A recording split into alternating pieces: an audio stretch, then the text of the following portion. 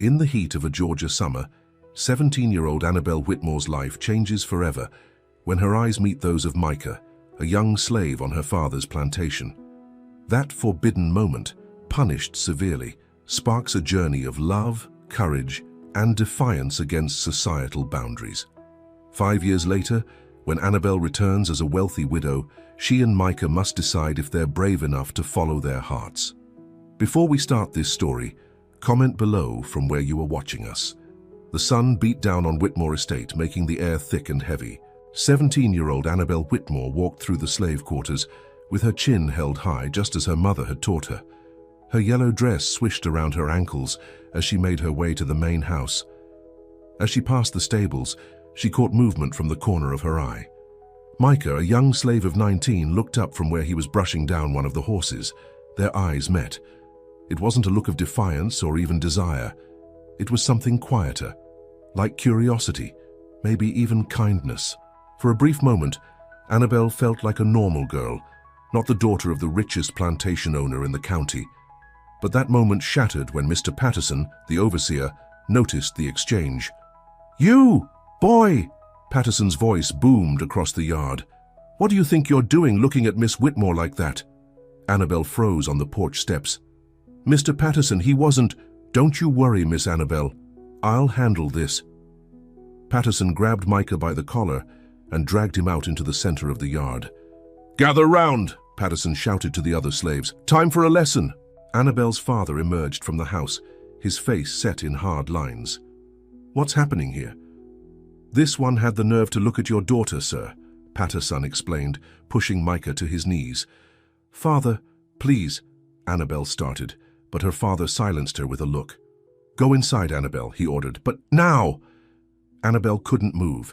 She stood frozen as Patterson took out his whip. The crack of leather against skin echoed through the yard, followed by Micah's stifled groans. Tears filled Annabelle's eyes as she watched Micah being beaten because of her. Because their eyes had met for just a moment. Blood soaked into the dirt beneath him. "Father, stop this!" she finally cried out. Her father turned to her, his face like stone. "I said go inside. This is not for a lady's eyes." A hand gripped her arm, her mother pulling her into the house. "Come along, Annabelle. This is how things must be."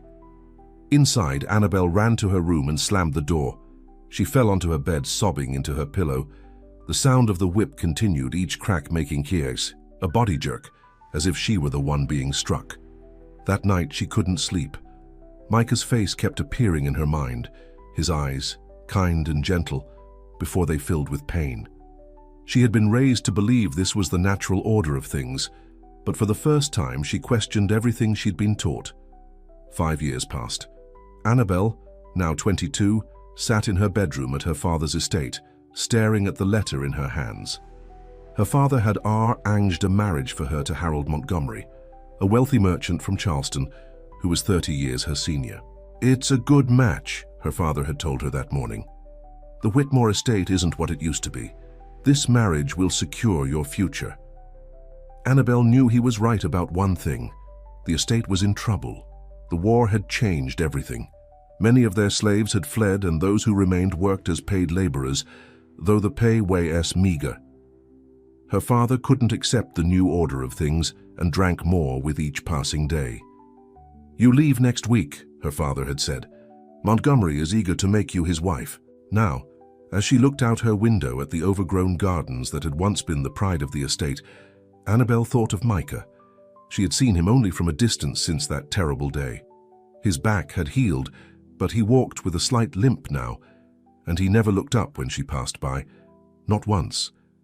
She wondered what had happened to the curious young man who had dared to look at her that day. Had the beating crushed his spirit completely? The thought made her stomach twist with shame. Charleston was nothing like Annabelle had imagined. The city was busy and filled with people rushing in all directions. Harold Montgomery's house stood tall and imposing on a street lined with similar grand homes. Harold himself was exactly what she expected.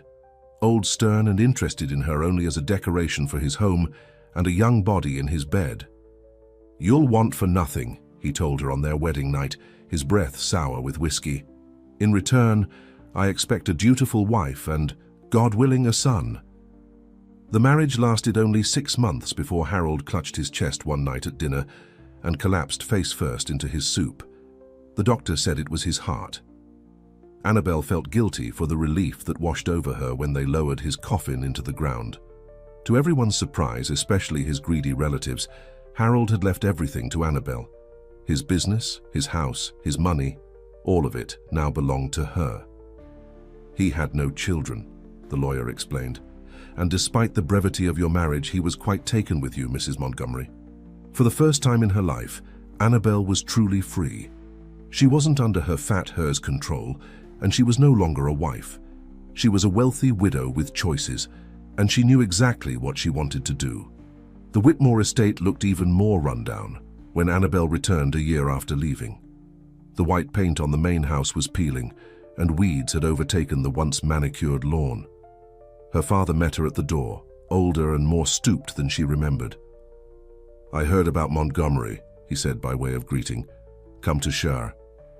"Your good fortune with your old father." "I've come home," Annabel said simply. "I'd like to stay a while." Her father snorted. "Stay as long as you like. Maybe you can use some of that money to fix this place up." But Annabel hadn't come back for the house. There was only one reason she had returned, and his name was never far from her thoughts. The next morning she walked to the stables, her heart pounding. She found old Thomas, who had been tending the horses since before she was born, now a free man but still working the same job.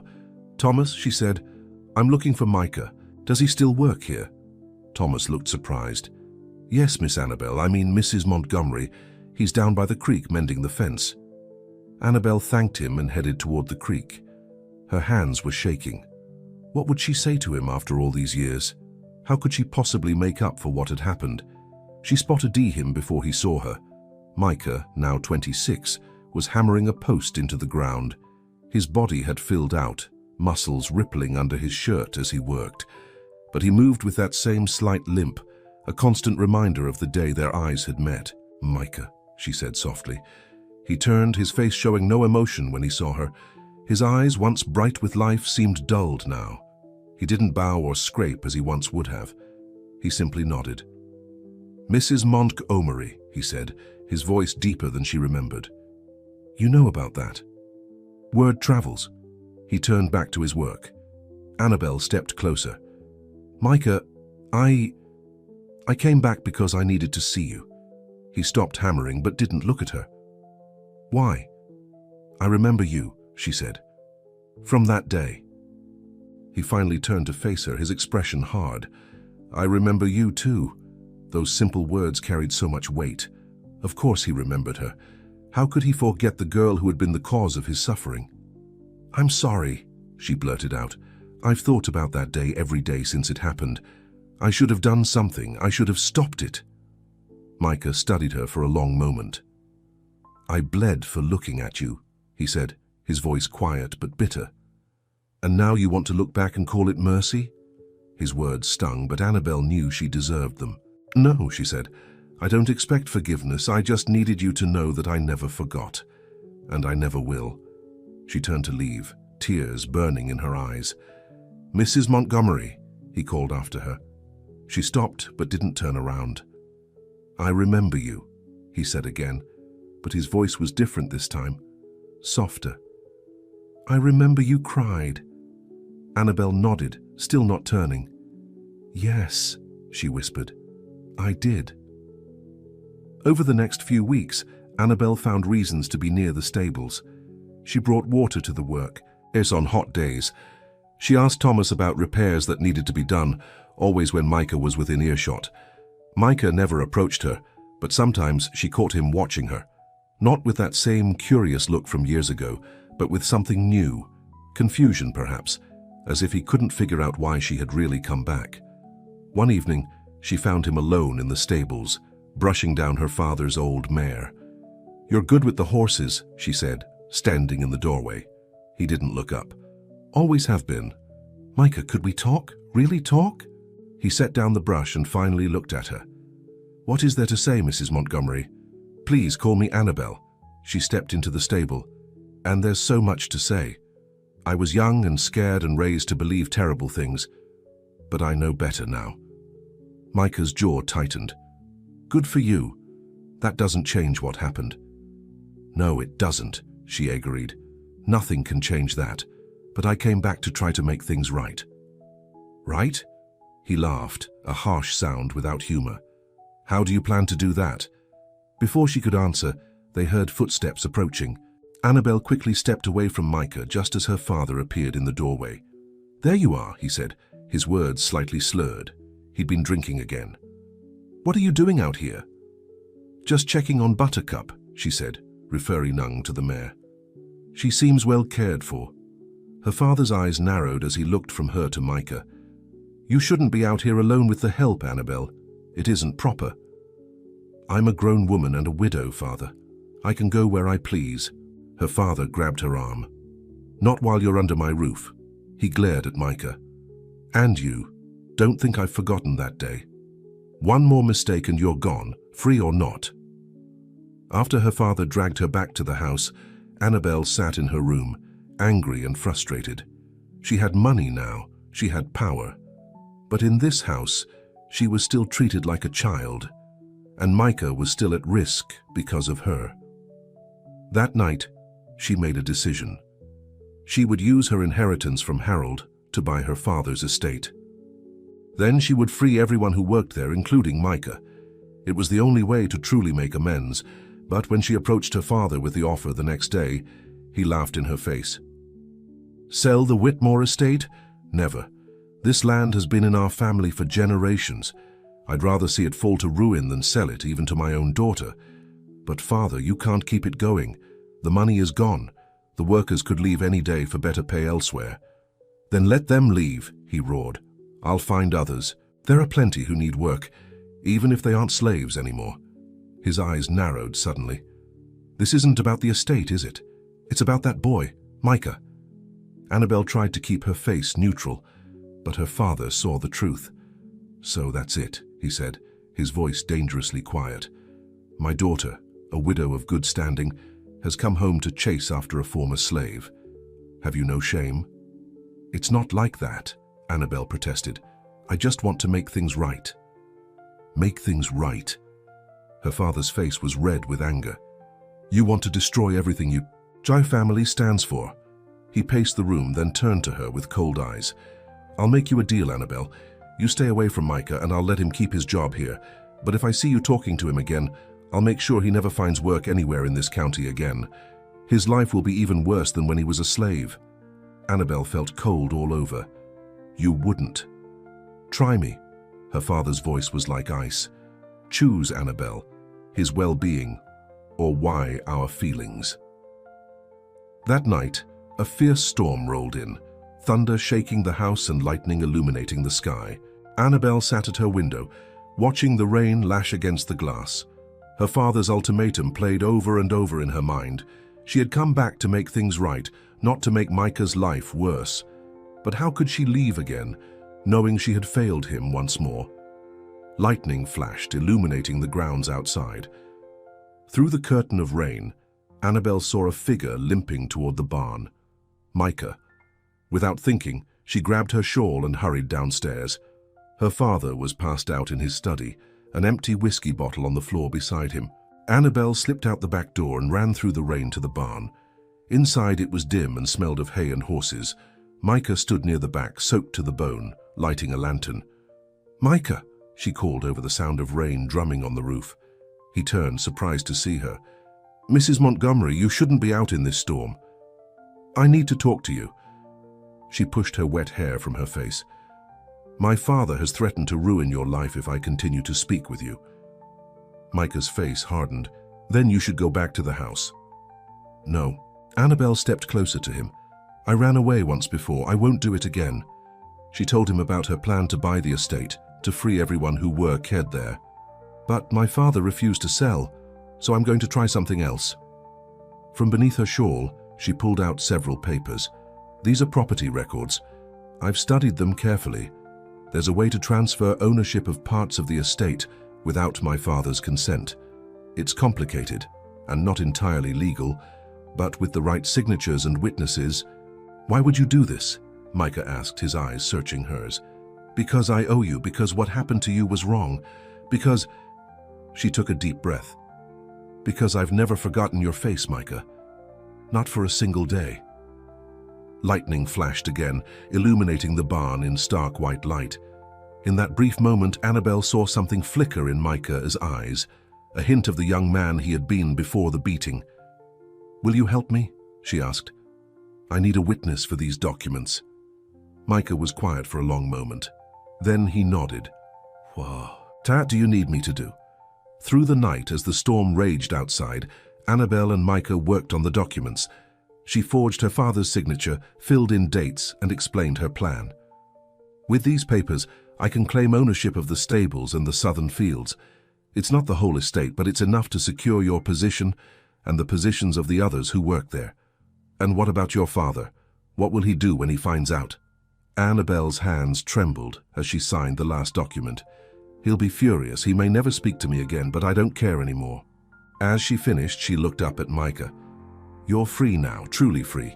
You don't owe me a thing. You never did." She gathered the papers and turned to leave, to brave the storm and return to the house. But just as she reached the door, Micah called after her.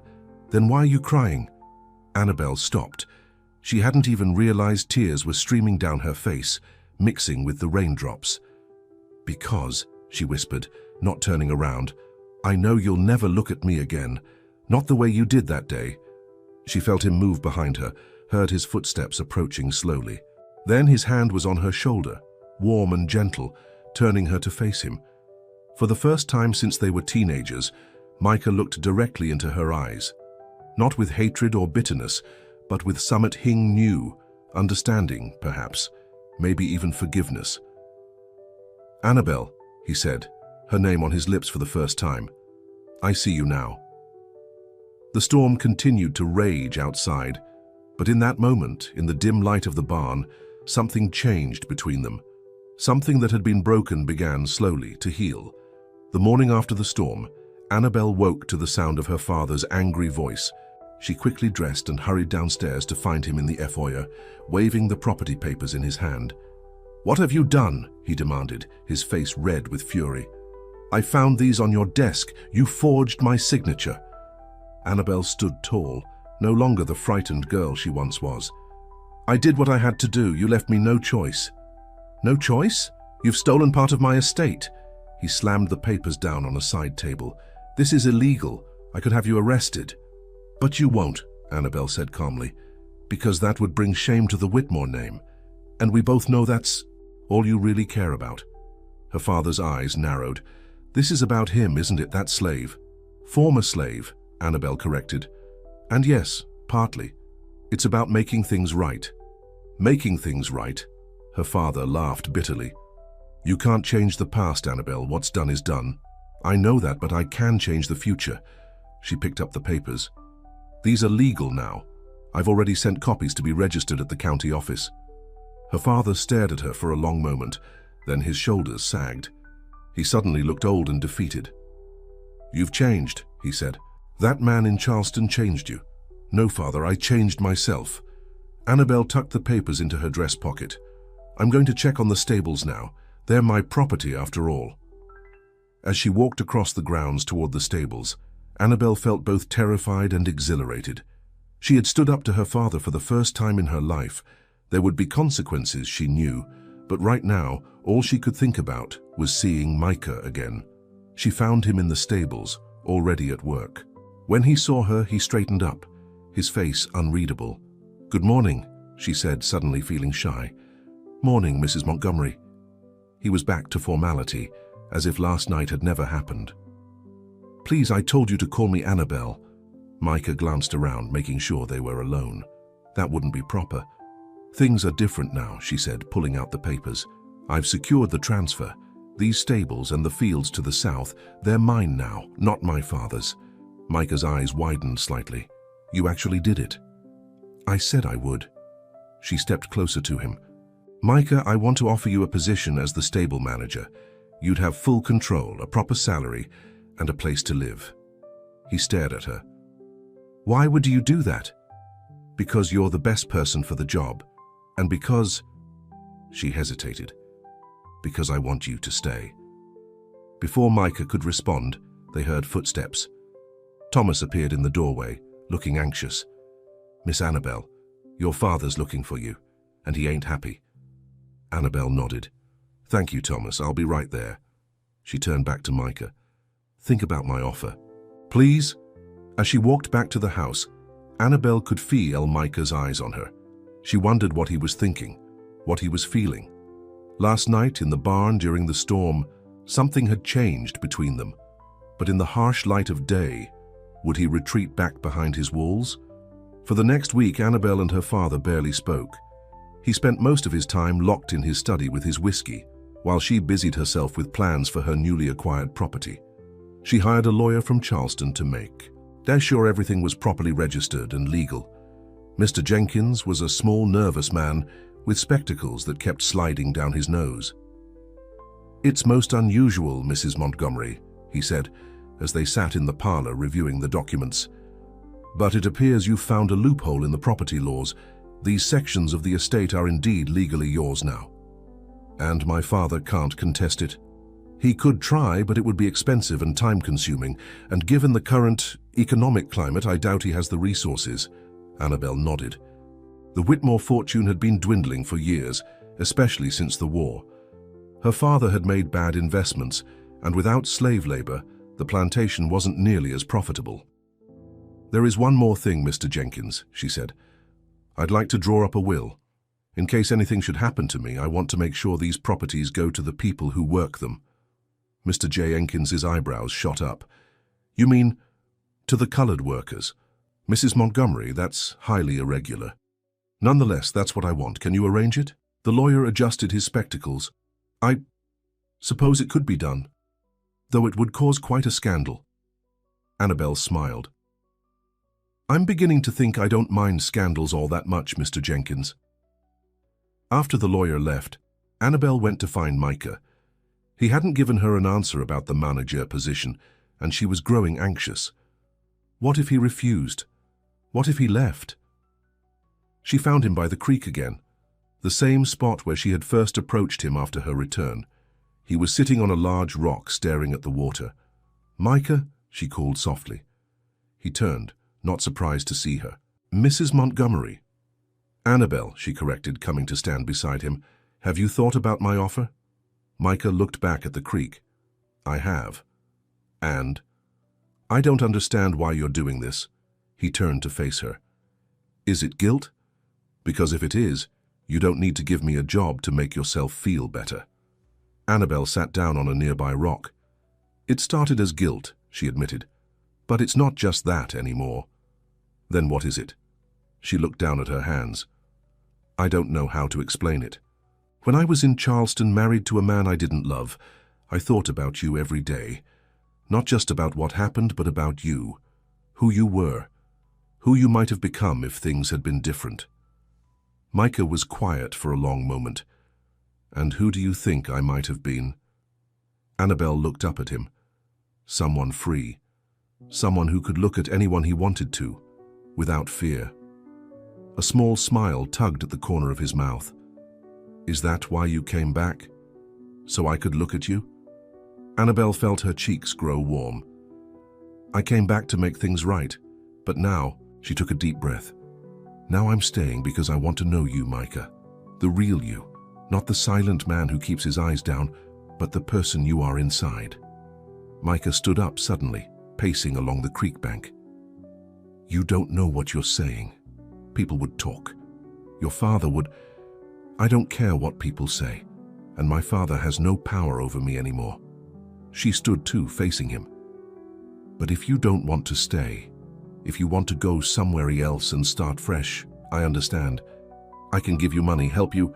"I don't want your money," Micah said, his voice sharp. Then softer, "I don't want to leave either."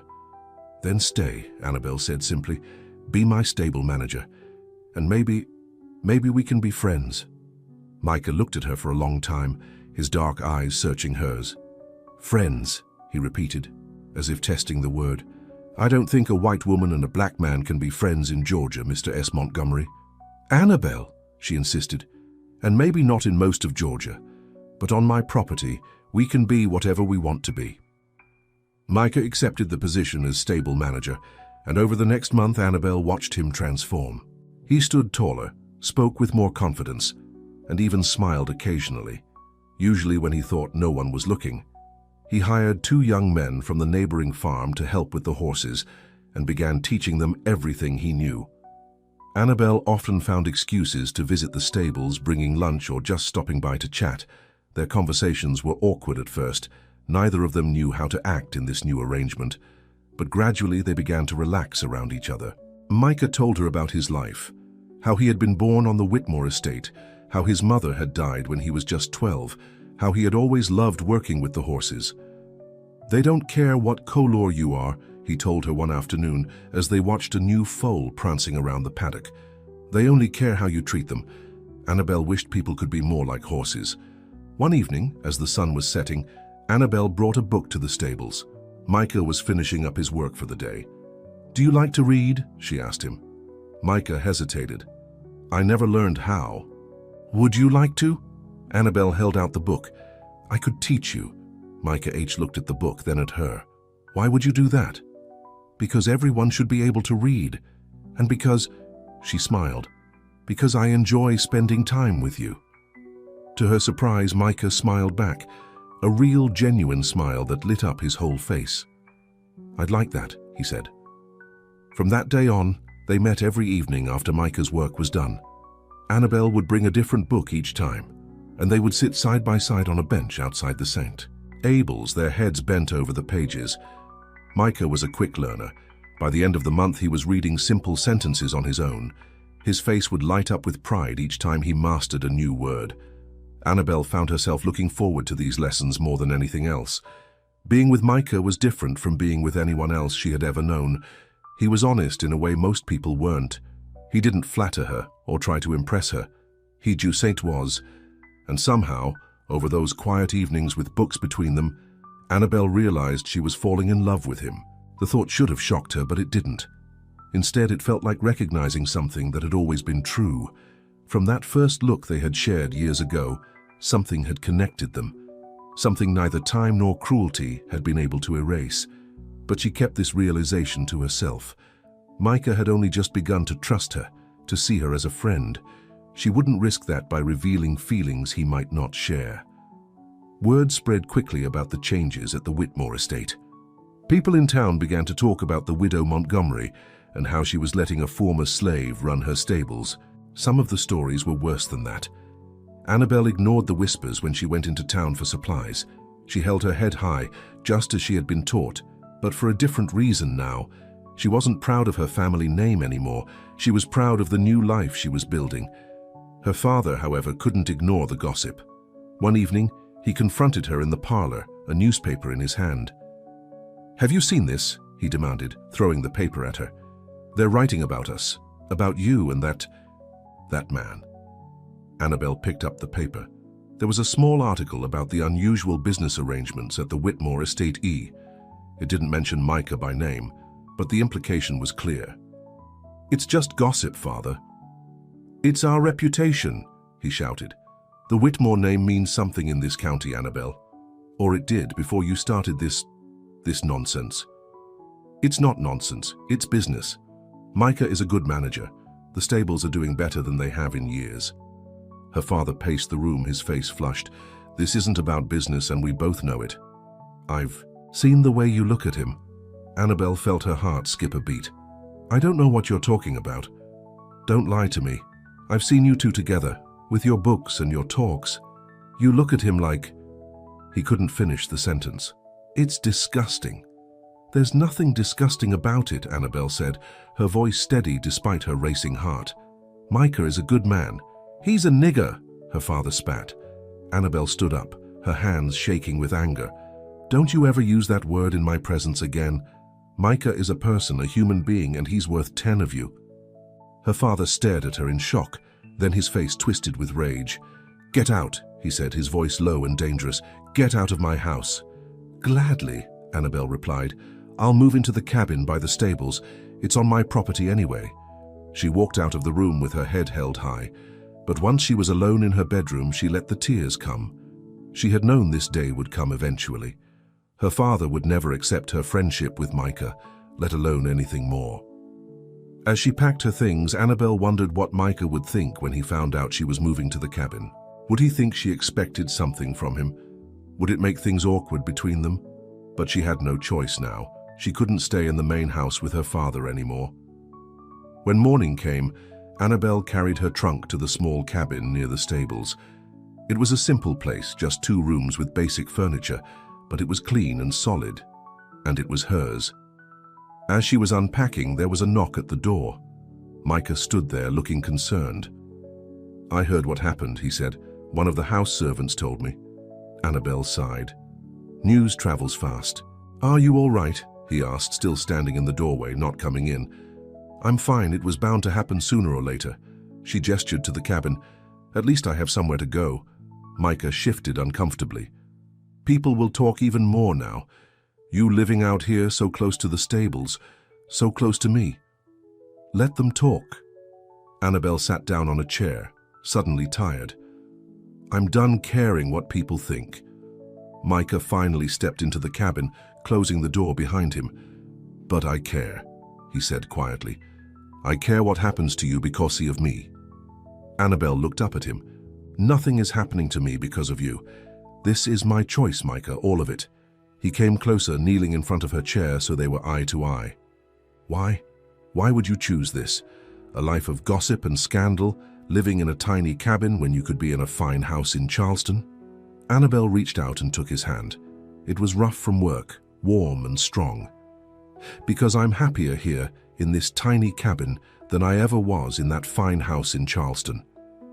Micah looked down at their joined hands, a white hand and a black hand, fingers intertwined. "Annabelle," he said, his voice barely above a whisper. We can't." "I know," she said. "I'm not asking for anything, Micah. I just want to be near you. To be your friend." He looked up at her, and in his eyes, she saw the same struggle she felt in her own heart. The knowing that what they felt was impossible in this time, in this place. And yet, the feeling remained.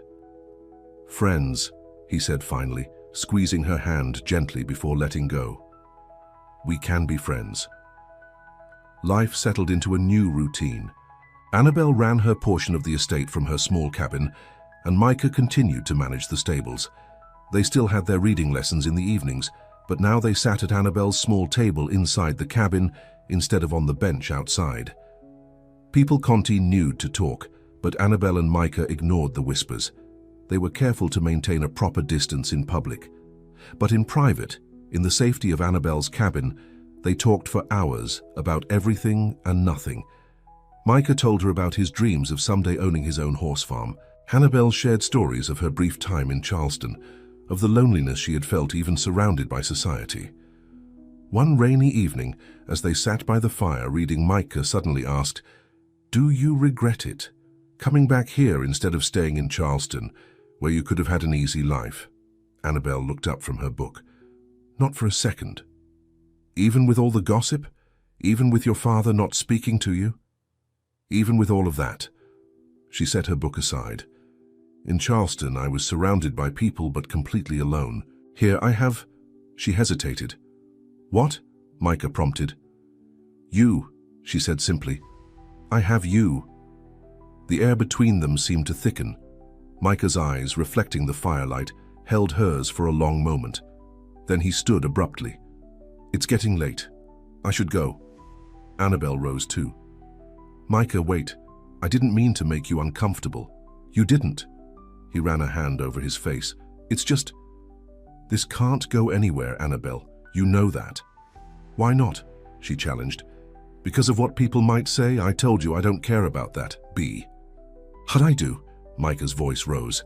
"I care because I know what happens to black men who get too close to white women in Georgia. I've seen it, Annabelle. Men lynched for nothing more than a look or a rumor." Annabelle felt cold all over. "That wouldn't happen here." "Wouldn't it?" Micah laughed bitterly. "Your father already hates me. How do you think he'd react if he knew how I felt about you?" Annabelle's heart skipped a beat. How do you feel about me?" Micah looked at her, his expression a mixture of longing and resignation. "It doesn't matter how I feel, it can't matter. It matters to me," Annabel said, taking a step toward him. Micah backed away. "I need to go." "Micah, please." But he was already out the door, disappearing into the rainy night. Annabel stood there, her heart pounding. "How do I feel about you?" The question echoed in her mind. He hadn't answered, but he hadn't needed to. She had seen the truth in his eyes, the same truth that lived in her own heart. He loved her, and he was terrified of that love. The next day, Micah avoided her. He sent one of the stable boys with a message saying he had business in town and wouldn't be available for their usual reading lesson. Annabel spent the day in her cabin, alternating between worry and hope. Had she ruined everything by being too forward? Or had she finally broken through the walls Micah had built around himself? As evening fell, she heard a commotion outside. Voices raised in anger, the sound of horses. She opened her door to find a group of men on horseback surrounding her father.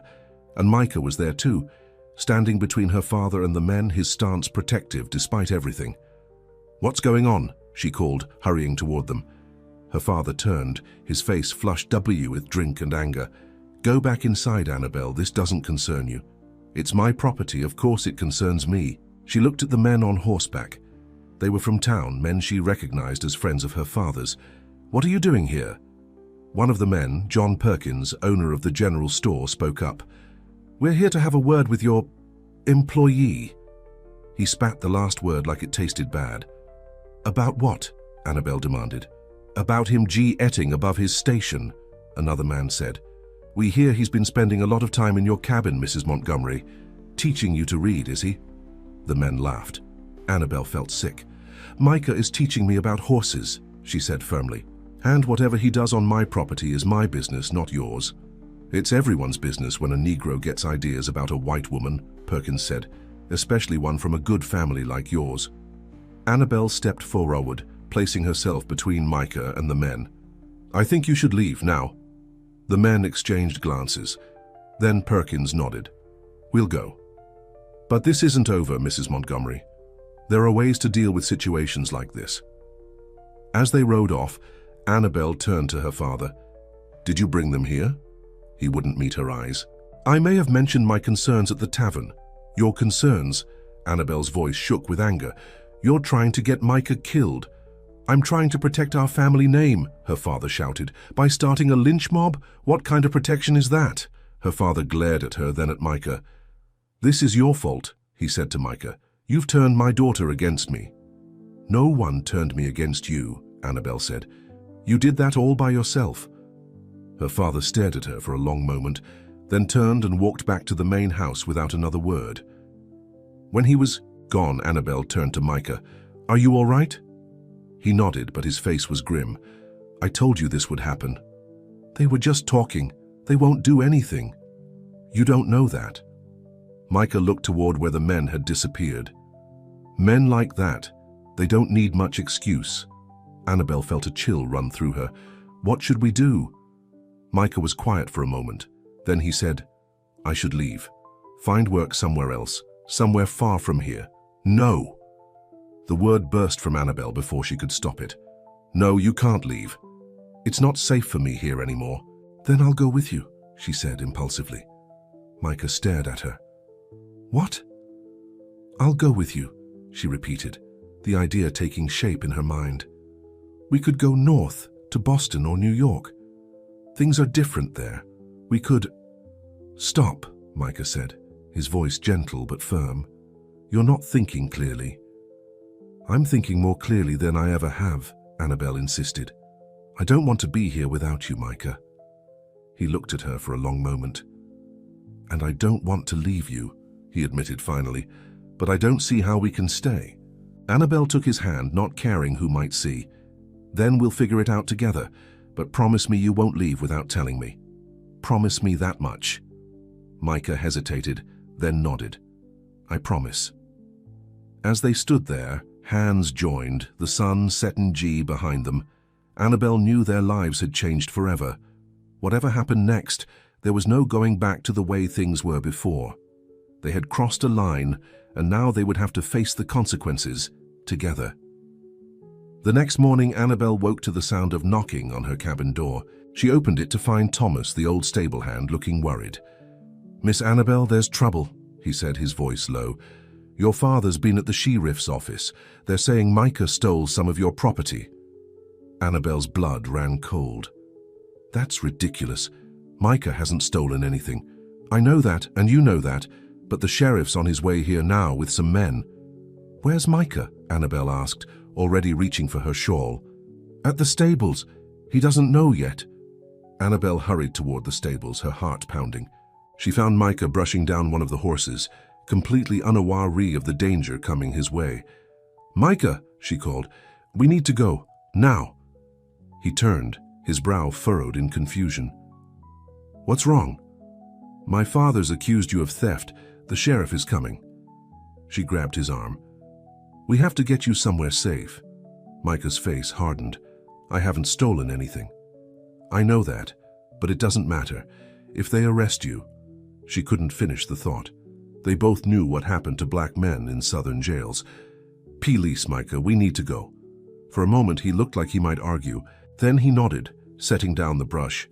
"Where?" "The Miller farm," Annabel said, thinking quickly. "Sarah Miller and I were friends as girls. Her family doesn't hold with slavery, never did. They might help us." They hurried out the back of the stables just as they heard horses approaching from the front. Keeping to the tree line, they made their way across the fields toward the neighboring farm. The Miller farm was smaller than the Whitmore estate, but well kept. James Miller, Sarah's father, was working in the yard when they approached. He looked up in surprise. "Mrs. Montgomery?" he said, setting down his tools. "What brings you here?" "Mr. Miller, we need your help," Annabel said, trying to catch her breath. "My father has falsely accused Micah of theft. The sheriff is looking for him." Miller looked at Micah, then back at Annabel. His face showed no judgment, only concern. "Come inside, both of you." Inside the farmhouse, Sarah Miller, now a young widow like Annabel, greeted them with surprise but no hesitation.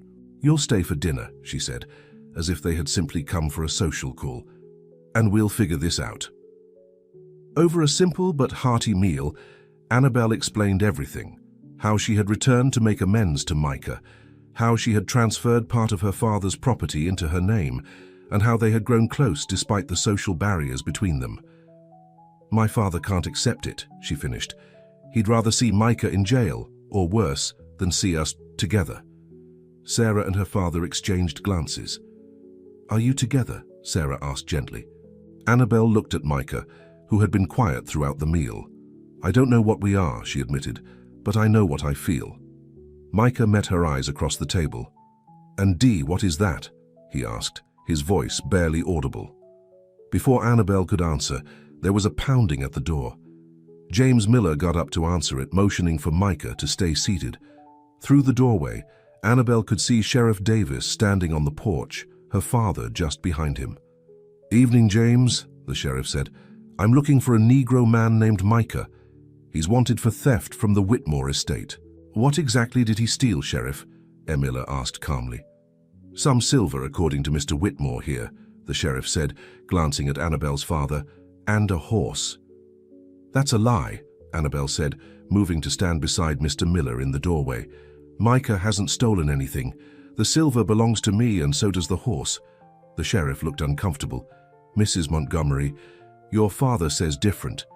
"My father is a drunk and a liar," Annabel said flatly. "And he's trying to harm an innocent man because he doesn't approve of our friendship." Her father pushed past the sheriff. "Friendship? Is that what you call it? The whole county is talking about you living in that cabin, spending your nights with him." "Father, stop it," Annabel said, her cheeks burning. "You're embarrassing yourself." "I'm embarrassing myself? You're the one who's forgotten what it means to be a Whitmore." "If being a Whitmore means treating people like proper Thai, then I'm glad to have forgotten it," Annabel shot back. The sheriff cleared his throat. "Be that as it may, I still need to question this Micah fellow. Is he here?" James Miller stepped forward. "Sheriff, you know me. I've never lied to you. There's no stolen property here, and this is clearly a personal matter between Mr. Whitmore and his daughter. Why don't you come back tomorrow when everyone's calmed down a bit?" The sheriff hesitated, looking from Miller to Annabelle's father. "James, if you're harboring a fugitive—" "He's not a fugitive," Annabelle interrupted. "He's my employee, and he's done nothing wrong." "He's bewitched my daughter," her father shouted. "Look at her, defending him like he's a white man."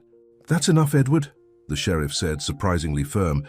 "You've been drinking again. I can smell it on you." He turned to Miller. "James, I'll take your word for tonight. But if this Micah is here, he'd better present himself at my office tomorrow morning to clear this up. Otherwise, I'll have to come back with a proper search." "Fair enough," Miller said, nodding. "Good night, Sheriff." After the sheriff had led her father away, Annabelle sagged against the doorframe in relief. "Thank you, Mr. Miller." "Don't thank me yet," he said grimly. "The sheriff's a decent man, but he can only hold off your father for so long. And if the other men in town get involved—" He shook his head. "You two need to decide what you're going to do."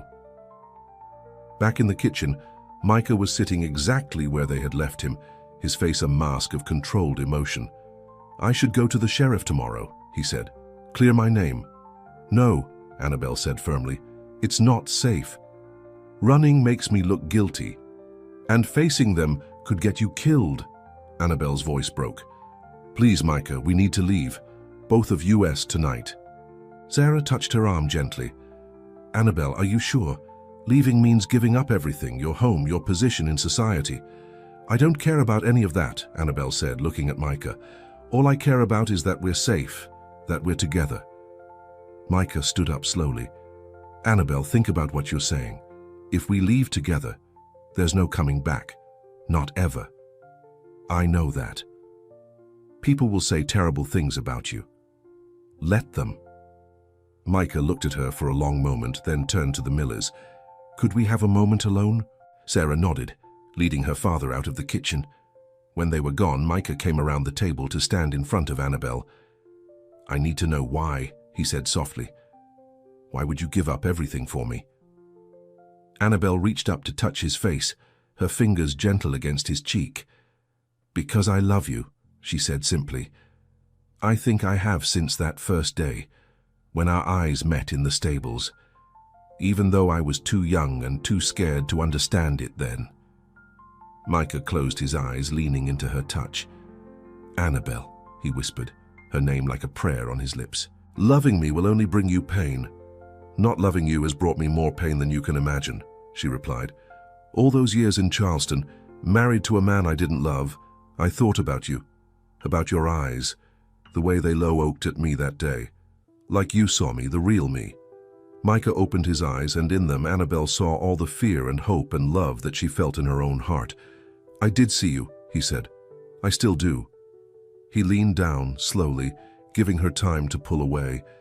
But Annabelle didn't pull away. Instead, she rose up on her tiptoes and pressed her lips to his.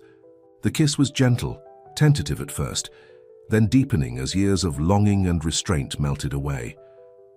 Micah's arms went around her waist, pulling her closer, and Annabelle wound her arms around his neck, her fingers threading through his hair. When they finally broke apart, both breathing hard, Micah rested his forehead against hers. "If we do this," he said, "if we leave together, it won't be easy. There's nowhere in this country where people will accept us. Not really." "Then we'll go somewhere else," Annabelle said. "Europe, maybe, or Canada, somewhere. We can start fresh." Micah pulled back slightly to look at her. "You'd do that? Leave everything you know?" "Micah, don't you understand?" Annabelle smiled through the tears that had begun to fall. "You are everything to me now." He kissed her again, more urgently this time, as if sealing a promise. "Then we'll go," he said. "Tonight."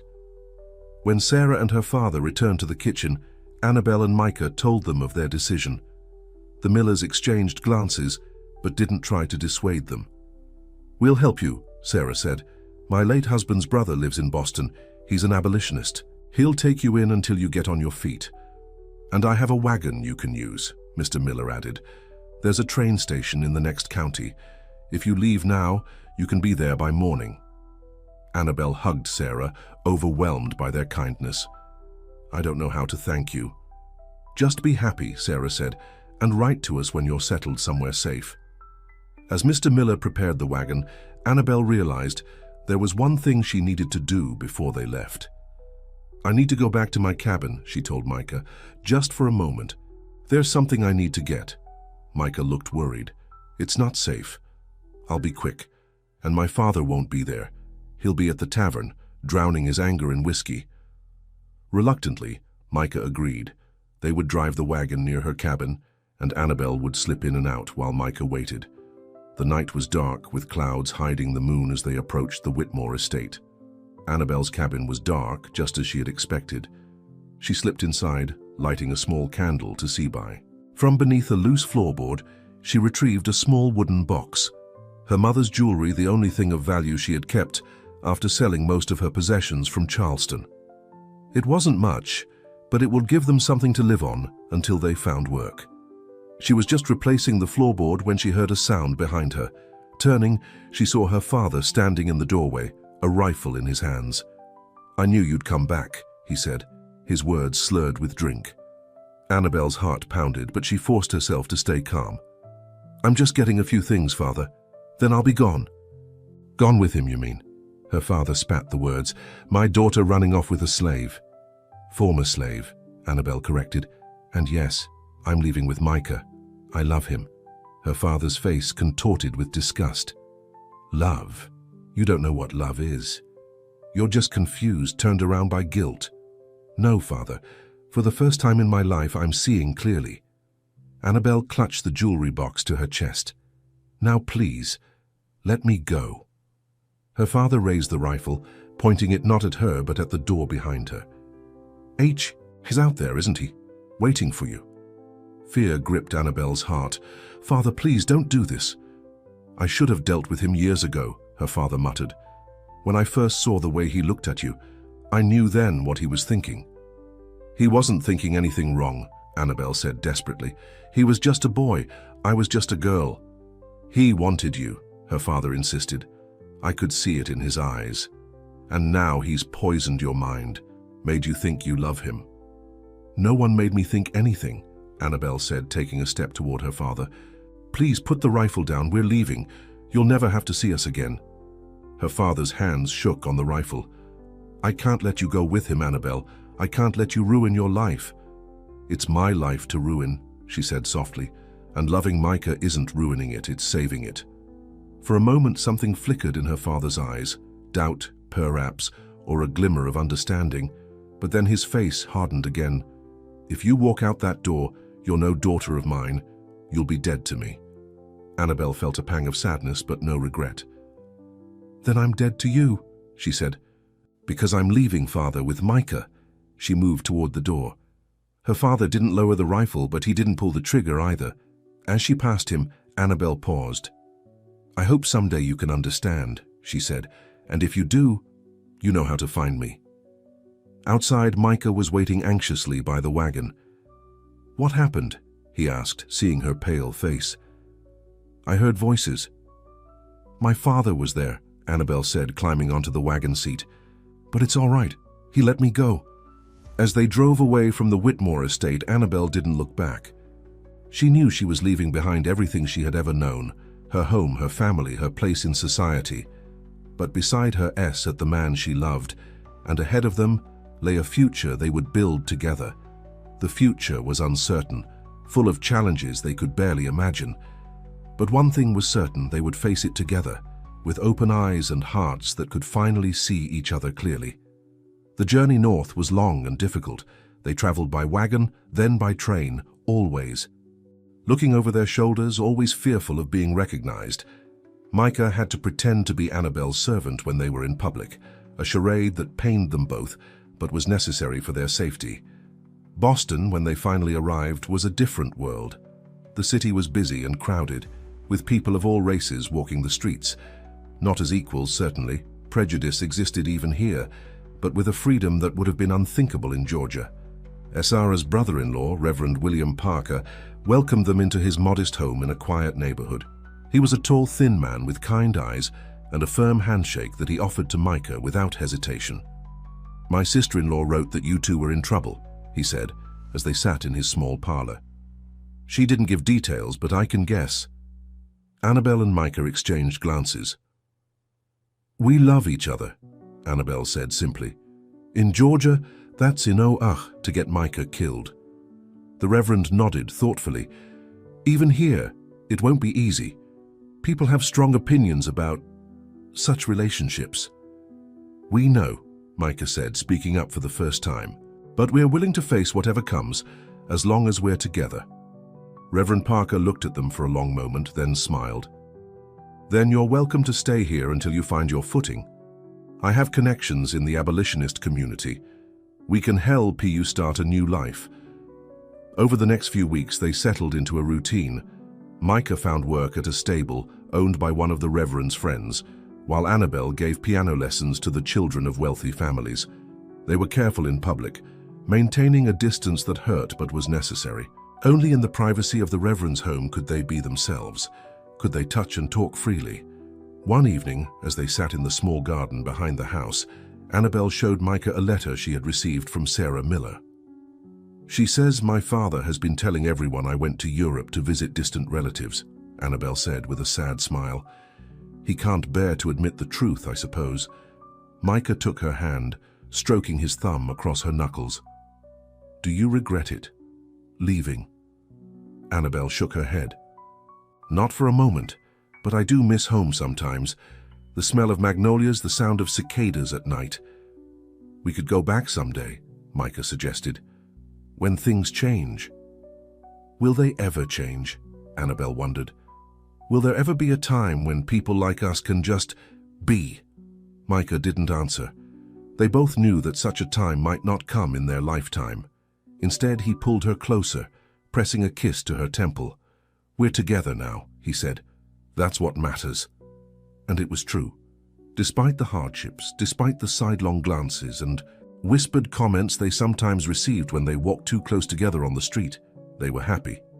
For the first time in their lives, they were free to love each other. But their peace was shattered one morning when Reverend Parker burst into the kitchen, a newspaper in his hand. "There's been a fire," he said, his face grave, "at the Whitmore estate." Annabel felt her heart drop. "My father." The Reverend handed her the paper. The article was small, just a few lines about a fire at a once prominent Georgia plantation. The owner, Edward Whitmore, had perished in the blaze. Annabel sat down heavily, the paper trembling in her hands. "He's gone," she whispered. Micah knelt beside her chair, his hand on her shoulder. "I'm sorry, Annabel." She looked up at him, tears in her eyes. "The last thing I said to him was that I was dead to him. And now he's really gone." "He knew you loved him," Micah said gently. Deep down, he knew. Annabel wasn't sure if that was true, but she wanted to believe it. She leaned into Micah's embrace, drawing strength from his steady presence. Later that day, another letter arrived from Sarah Miller, sent before news of the fire would have reached her. It contained surprising information. "My father's lawyer contacted Sarah," Annabel told Micah as she read the letter. "Apparently, before he died, my father changed H's will. He left the entire estate to me." Micah looked stunned. After everything that happened, why would he do that? Sarah says the lawyer told her my father had been sober for weeks, that he'd been asking questions about us, about where we might have gone. Annabel looked up from the letter, her eyes shining with tears. "She thinks he was trying to find us, to make amends." It was too much to hope for, perhaps, but Annabel clung to the possibility that in his final days, her father had found some measure of understanding, some glimpse of the love she and Micah shared. "What will you do with the estate?" Micah asked. Annabel thought for a moment. "I don't know. We can't go back, not to live there." "No," Micah agreed. "But maybe what?" He hesitated, then said, "Maybe we could turn it into a school. For everyone, white children and colored children. A place where they could learn together, see each other as equals from the beginning." Annabel stared at him, then broke into a smile. "Micah, that's perfect." It would be difficult, they knew. There would be resistance, maybe even violence. But the idea took root in their hearts. A vision of the future. A way to turn a place of pain into something healing and hopeful. They began making plans. Annabel wrote to Sarah and to Mr. Jenkins, her lawyer. Micah reached out to contacts in the Abolite Ionist community who might help.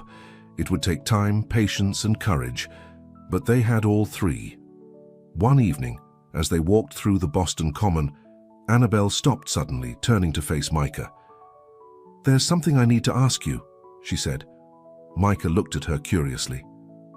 "What is it?" Annabel took both his hands in hers.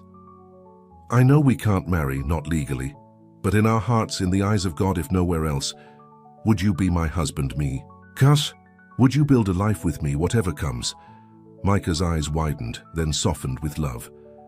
"Annabel Whitmore," he said, his voice thick with emotion, "I have been yours since the first time I looked into your eyes. Yes, I will be your husband, in every way that matters." They found a small church on the outskirts of Boston, where a sympathetic minister performed a private ceremony. There were no guests, no fancy clothes, no legal documents. Just two people standing before God, promising to love each other for the rest of their lives. That night, in the small room they now shared in Reverend Parker's house, Micah looked into Annabel's eyes the way he had that first day at the stables, with curiosity, recognition, and now, with love. "I see you," he whispered as he held her close. "I've always seen you." And Annabel, looking back at him with the same love, felt that the long journey from that terrible day to this perfect moment had been worth every step. 5 years passed. Boston had become home to Annabel and Micah, though their hearts still pulled them south at times. They had built a good life, modest but happy. Micah now managed the stable where he had first found work, and Annabel taught music at a small school for girls. They lived in a small house on the outskirts of the city, where neighbors didn't ask too many questions about the nature of their relationship. To the outside world, Micah was Annabel's business partner, helping her manage the Georgia property she had inherited. In private, they were husband and wife in every way that mattered. Their dream of turning the Whitmore estate into a school had proven more challenging than they expected. From a distance, they had worked with Sarah Miller and Mr. Jenkins to establish a foundation, but progress was slow. The war had left deep scars, and many in the South still clung to the old ways. "Another letter from Sarah," Annabel said one evening, as Micah came in from the stables. She was sitting by the fire, a piece of paper in her hands. Micah hung up his coat and came to sit beside her. "What does she say?" Annabel's face was troubled. "There's been more trouble. Someone set fire to the old schoolhouse they were using." "Was anyone hurt?" Micah asked, his voice tight with concern. "No, thankfully, but Sarah says it's the third incident this month. The people who oppose the school are getting bolder." She looked up at him, her eyes filled with worry. "She thinks we need to come back, Micah. She says our presence might make a difference." Micah was quiet for a long moment. "It's not safe," he finally said. "You know that. It's been 5 years. Things have changed." "Not enough." Micah stood up, pacing the small sitting room. "Annabel, what we have here, it's not perfect, but we're safe. We're together. If we go back to Georgia..." "I know the risks," Annabel said softly. "But this school, it's our dream, our chance to make something good out of all the pain, and it's failing without us." Micah stopped pacing and looked at her. The years had been kind to Annabel. At 32, she was more beautiful than ever, with a few strands of silver now threading through her dark hair. Everide, he marveled that this remarkable woman had chosen him, had given up everything for him. "What are you thinking?" she asked, coming to stand before him. Micah took her hands in his. "I'm thinking that I would follow you anywhere," he said, "even back to Georgia. But I'm afraid, Annabel, not for myself, but for you, for us." Annabel squeezed his hands. "We don't have to decide tonight. Let's sleep on it." But that night, as they lay in bed, Annabel couldn't sleep. Her mind kept returning to Sarah's letter, to the struggling school, to the land that was still in some deep part of her heart, home. Beside her, Micah was also awake, staring at the ceiling. "You want to go back, don't you?" he said into the darkness. Annabel turned to face him. "I think we have to," she admitted. "Not forever, just long enough to get the school properly established, Then we can come back here." Micah was silent for so long that Annabel thought he might have fallen asleep. Then he said, "There's something I never told you about the day we met." Annabel propped herself up on one elbow. "What do you mean?" "That day at the stables, when I looked up and saw you." Micah turned to face her. "It wasn't the first time I'd seen you. I'd been watching you for weeks whenever you walked past. You always had your chin up, looking straight ahead like you'd been taught. But sometimes, just sometimes, you'd glance at the flowers or at a butterfly, and your face would change. You'd look free." Annabel's eyes widened. "You noticed that?" Micah nodded. "That's why I looked at you that day. Not because I forgot my place, but because I wanted to see if you'd look free when you looked at me." He smiled softly. "And you did." Tears welled in Annabel's eyes. "Oh, Micah.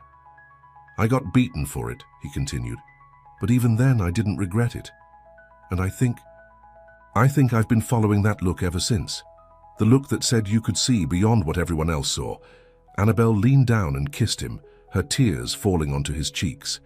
"Then follow it one more time," she whispered. "Follow it home." 2 weeks later, Annabel and Micah stepped off the train in Atlanta. The South was different than they remembered, rebuilding after the war, changing in some ways, but stub-ornly resistant in others. Sarah Miller met them at the station, her face lighting up when she saw them. "You came," she said, embracing Annabel warmly.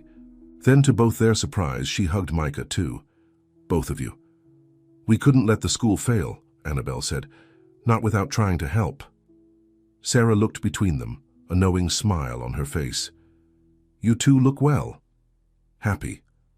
"We are," Micah said, his hand briefly touching Annabel's before remembering where they were and pulling away. Sarah noticed the gesture, and her smile faded slightly. "It won't be easy here," she warned. "People's memories are long." "We know," Annabel said, "but we're prepared." They rode in Sarah's wagon to what had once been the Whitmore estate. Annabel felt a tightness in her chest as they approached. This land held so many memories, some painful, some precious. The main house looked different. It had been repaired after the fire that had claimed her father's life, but it was simpler now, more functional. Behind it stood a new building, the school they had dreamed of, half constructed. "It's not much yet," Sarah said as they pulled up in front of the house, "but it's a start." "It's wonderful," Annabel said, her voice thick with emotion. She looked at Micah, who was staring at the school building with an unreadable expression. "What do you think?" He turned to her, his eyes shining. "I think we can do this."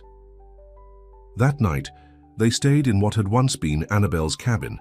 It had been expanded and improved and would serve as their home during their stay.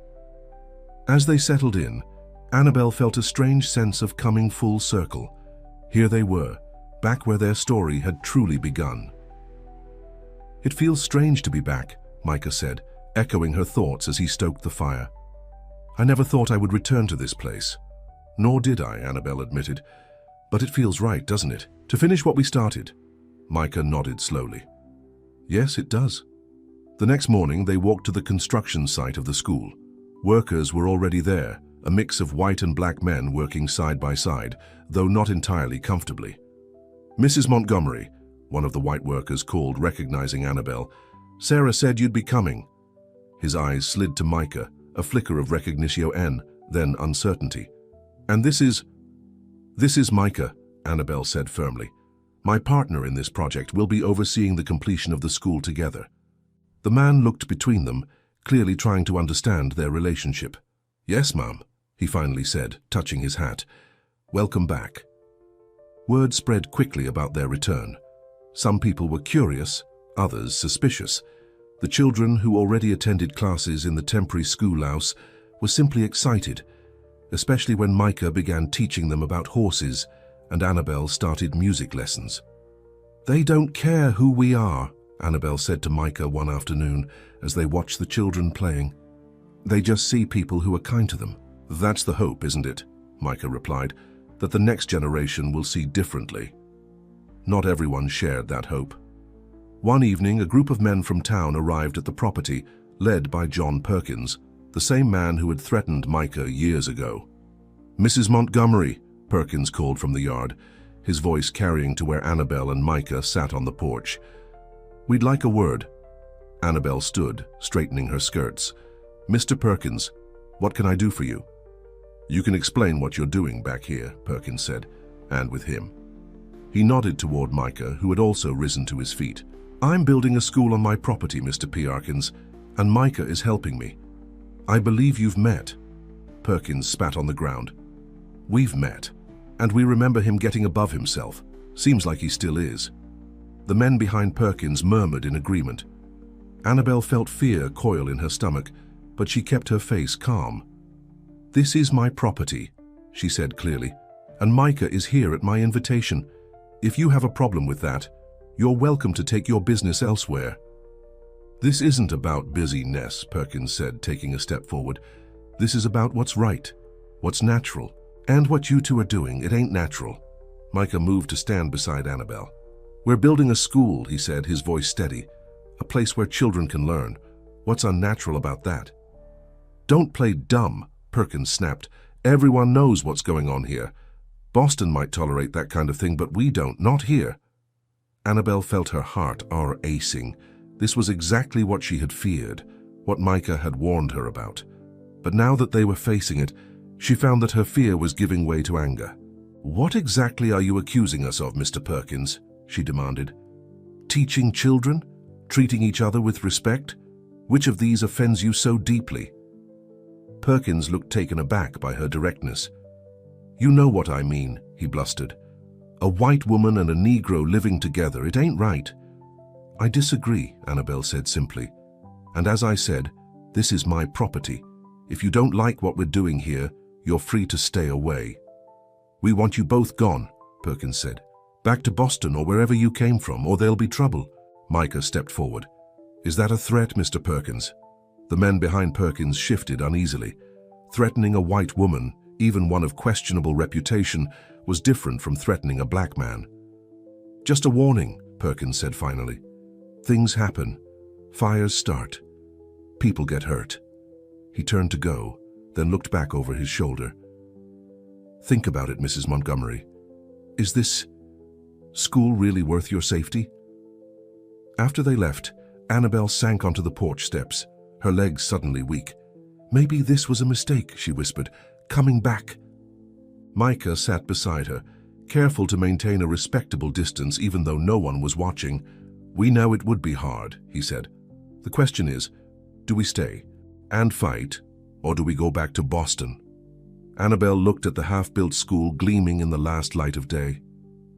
"I don't want to run away again," she said, "but I don't want anyone to get hurt either." "We could go to the sheriff," Micah suggested. "Report the threats." Annabel gave him a sad smile. "And what would Sheriff Davis do? You know as well as I do that he'd side with Perkins."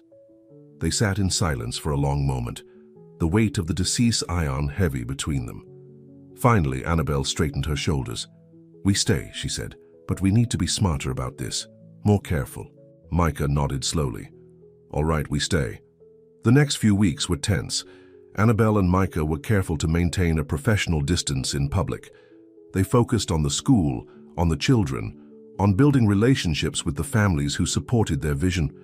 Slowly, they began to make progress. The show-old building was completed, with bright classrooms and large windows that let in the Georgia sunshine.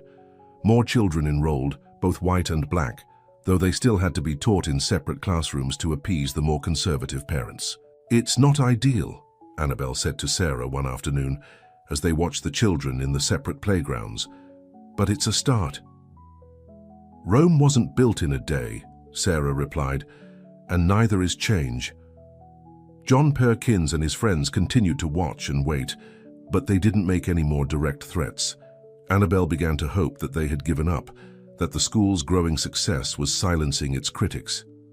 Then one night, as Annabel and Micah were preparing for bed, they heard a commotion outside. Looking out the window, they saw flames lighting up the darkness, not at the school but at the stables. "No!" Micah shouted, already pulling on his boots. "The horses!" They ran to the stables where several workers were already trying to put out the fire and free the frightened animals.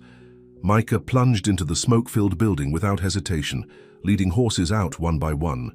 Annabel grabbed buckets, joining the line of people passing water from the well to the fire.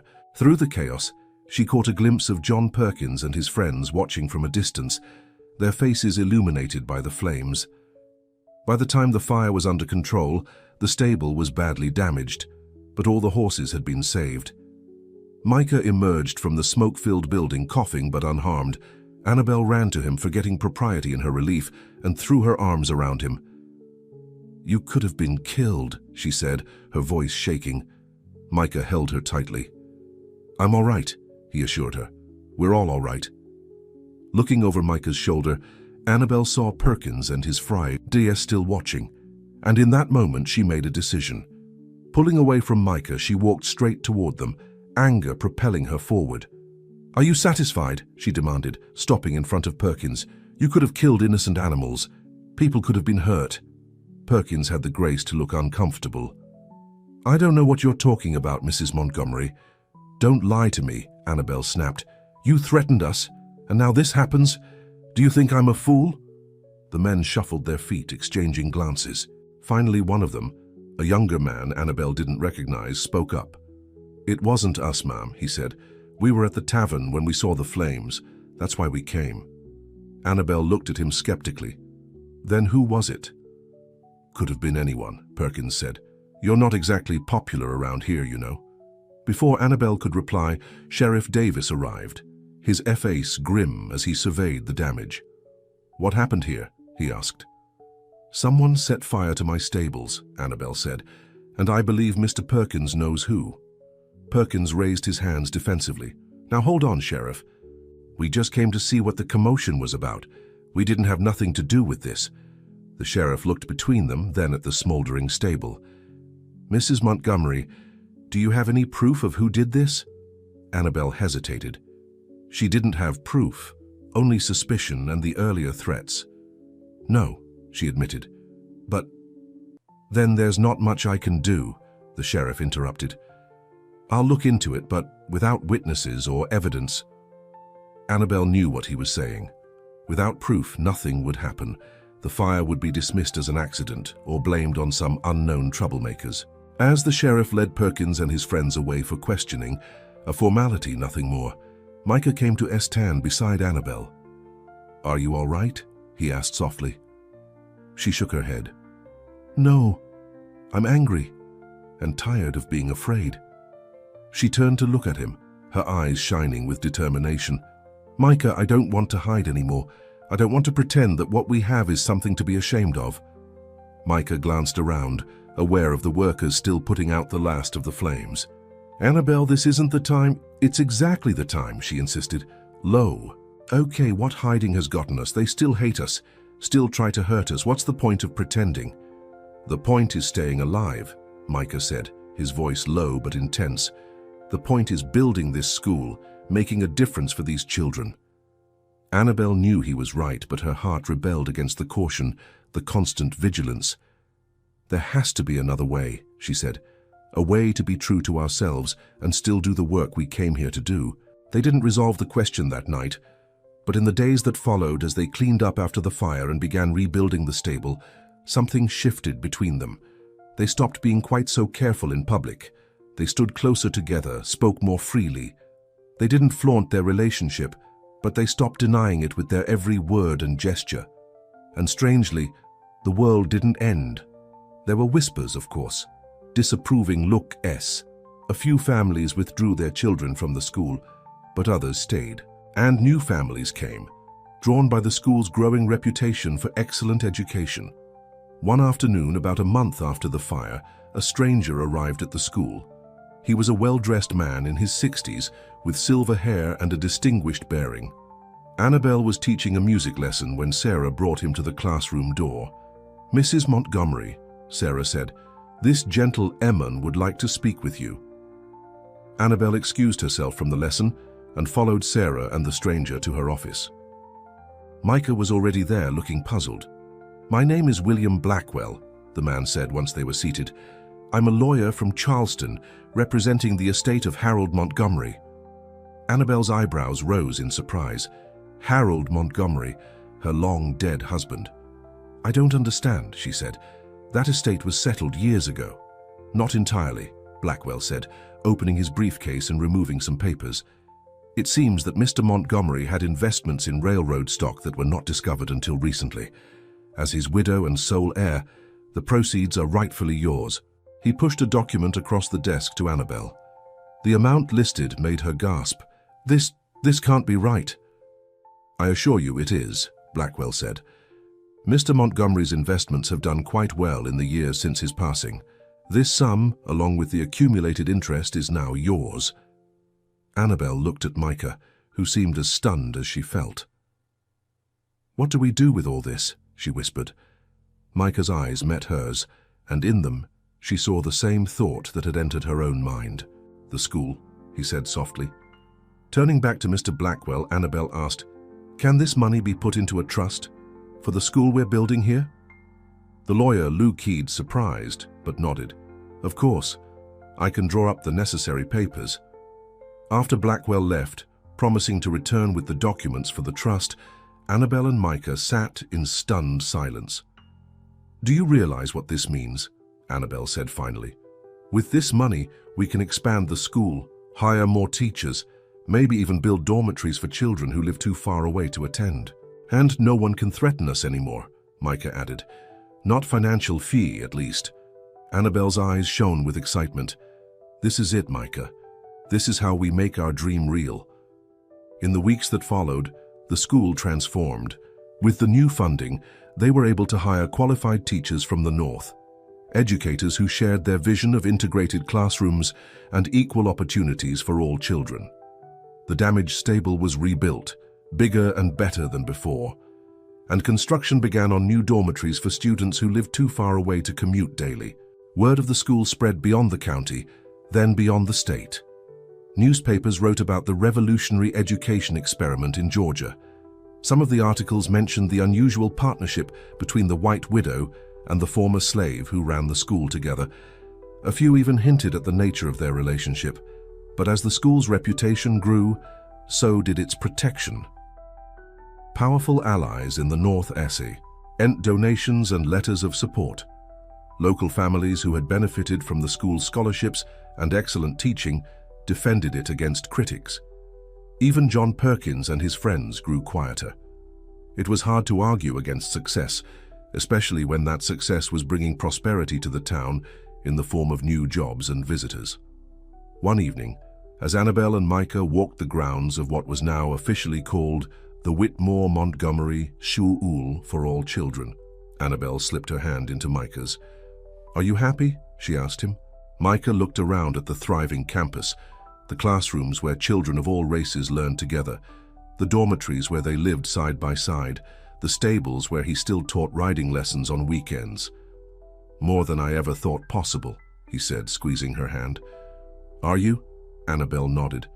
"I was thinking about that day, the day we first looked to see each other. How different our lives would have been if Patterson hadn't seen us." "We might never have known each other," Micah said. "You would have married someone else, lived a conventional life, and been miserable," Annabelle added. "I can't imagine a life without you in it, Micah." He smiled, lifting her hand to his lips. "Nor I without you." As they continued their walk, they passed a group of children playing in the fading light. A little white girl and a little black boy were building a sandcastle together, laughing as it kept collapsing. "Look," Micah said softly. "That's why we do this. For them." Annabelle watched the children, her heart full. For all the children who will never know what it's like to be punished for looking at someone different from themselves. And for all the children who will never have to keep their eyes down, Micah added. They stood together hand in hand, watching the future they had helped to build unfold before them. Their path had not been easy. There had been pain and sacrifice, fear and heartbreak. But there had also been love, a love that had never faded, even in the darkest times. "Do you ever regret it?" Micah asked suddenly. "Everything you gave up for me." Annabelle turned to him, her face soft in the twilight. "I didn't give up anything that matters," she said. "I found everything that does." As the sun set, over the Georgia countryside, Annabelle and Micah walked back to their cabin. older now, wiser, but still looking at each other the way they had that first day. With curiosity, with recognition, with love that had stood the test of time and hardship. And in that look was everything they had ever needed, everything they had ever wanted. A look that had started it all. A look that had never faded. 20 years later, on a warm spring day, an elderly couple sat on the porch of a cabin overlooking a thriving school campus. The woman's once dark hair was now completely silver, and the man walked with more of a limp than before. But their eyes were bright and clear as they watched the children playing on the grounds below. "Can you believe it's been 25 years?" Annabelle asked, her hand resting comfortably in Micah's. "Since that day in the stables." Micah smiled, the lines around his eyes deepening. "Teams, it feels like yesterday. Sometimes it feels like a different lifetime." They sat in comfortable silence, watching as students gathered for afternoon classes. The Whitmore Montgomery School had grown beyond their wildest dreams. It now occupied all of what had once been the Whitmore estate, with modern classrooms, dormitories, and even a small college program. More importantly, it had helped change hearts and minds. Not everyone, of course. There would always be those who clung to the old ways, the old hatreds. But the children who had passed through these halls over the years had learned a different way. They had learned to see each other as equals, as friends, as fellow human beings. "Do you remember what you said to me that night in the barn?" Annabelle asked suddenly. "When I told you I'd purchased your freedom?" Micah nodded. "I asked why you were crying, and I said it was because I knew you'd never look at me again." Annabelle turned to him, her eyes shining with memory and love. "I was so wrong." Micah leaned over and kissed her softly. "So was I. When I thought loving you would only bring pain. It brought pain, yes, but so much more besides." From the school below came the sound of singing, children's voices raised in harmony, a song about freedom and hope that Annabelle had composed years ago. The couple listened, their hearts full. "We did it, didn't we?" Annabelle said. "We built something that will last." "We did," Micah agreed, "but the best thing we built was this." He gestured between them. "Us." As the sun began to set, casting long shadows across the grounds, Annabelle and Micah sat hand in hand, just as they had countless evenings before. Their story wasn't perfect, it wasn't always easy.